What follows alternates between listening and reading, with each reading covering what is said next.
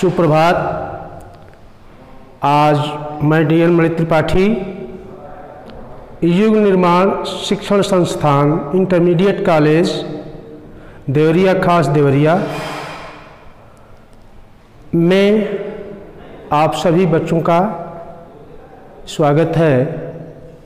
जैसा कि कल हमने आपको संज्ञा के बारे में परिभाषा और उनके भेदों का वर्णन किया था, आज उसी संदर्भ में हिंदी व्याकरण में ही सर्वनाम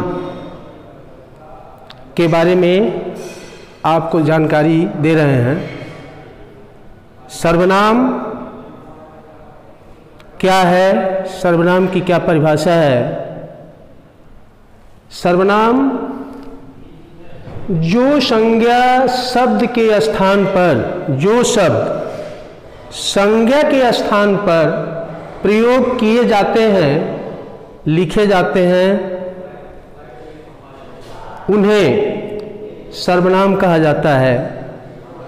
उदाहरण के तौर पर जैसे तुम, आप, उसके, मैं, आप आदि।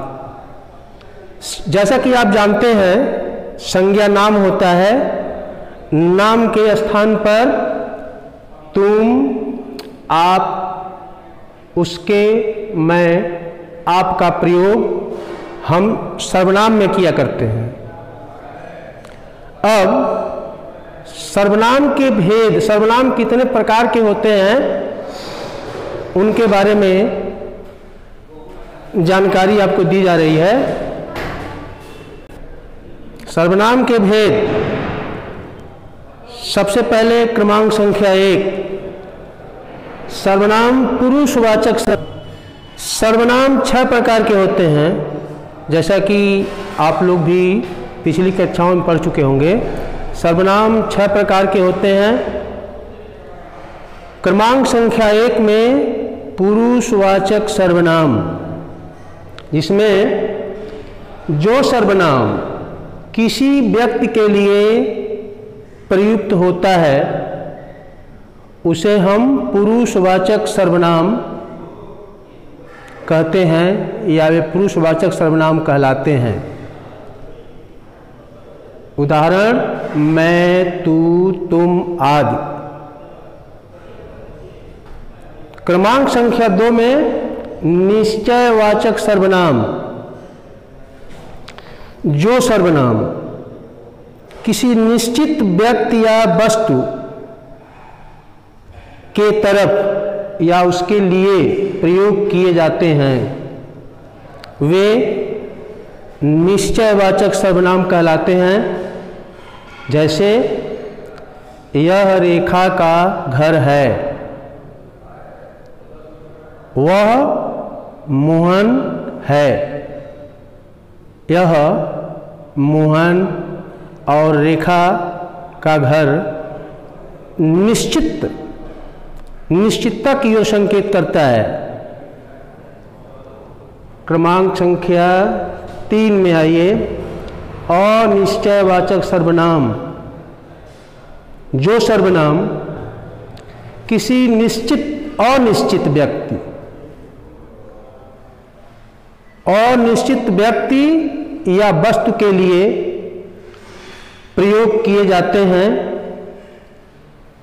जैसे किसी भी व्यक्ति को आभास होता है कि वहाँ कुछ हो रहा है, इस तरह से यहाँ भी जैसे अनिश्चितता की स्थिति है, कोई गा रहा है, कोई सो रहा है, या पानी में कुछ गिरा है, छत से कोई गिरा है, इसके तमाम उदाहरण हो सकते हैं।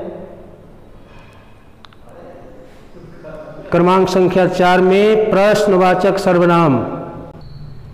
चौथा, क्रमांक संख्या 4 में प्रश्नवाचक सर्वनाम, वे सर्वनाम जिनका प्रयोग किसी वस्तु या व्यक्ति के संबंध में प्रश्न पूछने के लिए होता है। किसी से प्रश्न पूछा जाता है, प्रश्न किया जाता है, उसे प्रश्नवाचक सर्वनाम कहते हैं। जैसे हाथ में क्या है, कौन बोल रहा है, कौन बोला, इस तरह। प्रिय छात्र एवं छात्राओं, पुनः क्रमांक संख्या 4 तक हमने आपको बताया है। क्रमांक संख्या 5 संबंधवाचक सर्वनाम।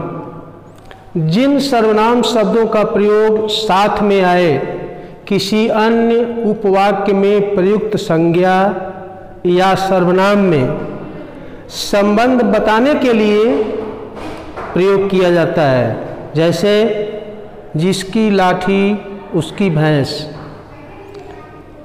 दूसरा, जैसा बोओगे वैसा काटोगे। क्रमांक संख्या 6 में निजवाचक सर्वनाम।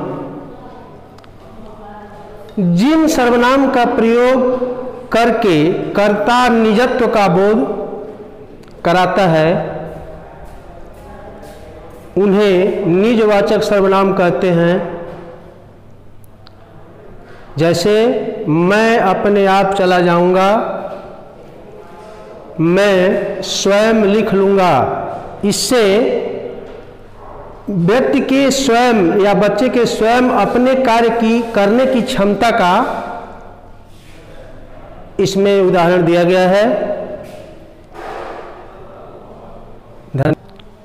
प्रिय बच्चों, आज सर्वनाम की परिभाषा और उनके भेदों का परिभाषा का वर्णन किया गया है, जिसमें आपको कोई भी परेशानी हो, जो चीज़ें आपके समझ में न आती हों, कहीं भी संदेह हो, तो कृपया आप कभी भी पूछ सकते हैं।